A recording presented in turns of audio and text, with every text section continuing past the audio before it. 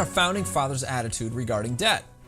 We must not let our rulers load us with perpetual debt.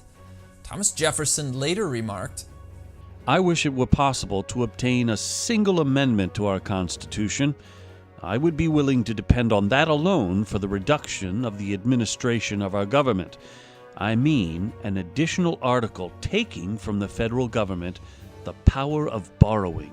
If you're like many Americans, you might have assumed that the federal budget process begins with a determination of what activities are lawfully authorized by the United States Constitution, along with an analysis of what they will cost.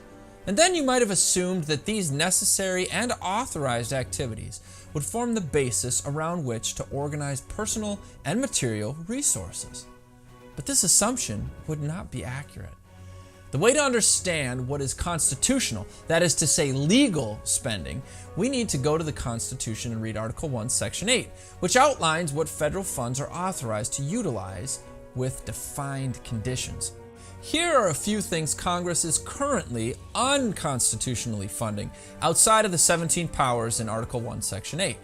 The BATFE, FDA, Departments of Education, Health and Human Services, Housing and Urban Development, Energy, National Parks, Wildlife Reserves, and the National Endowment for the Arts. Yes, I want a strong national defense, Kentucky Senator Rand Paul tweeted ahead of the Senate vote on their recent budget bill.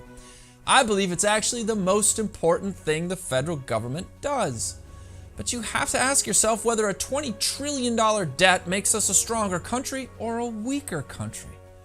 The newest operating budget bill lifts the sequester spending caps on both defense and non-defense spending, setting top-line budget targets that will add at least $298 billion to the deficit in the next 2 years. In one way or another, the taxpayers of the United States that are alive today could never pay back our current debt. So the logical question is, who will do it? The answer?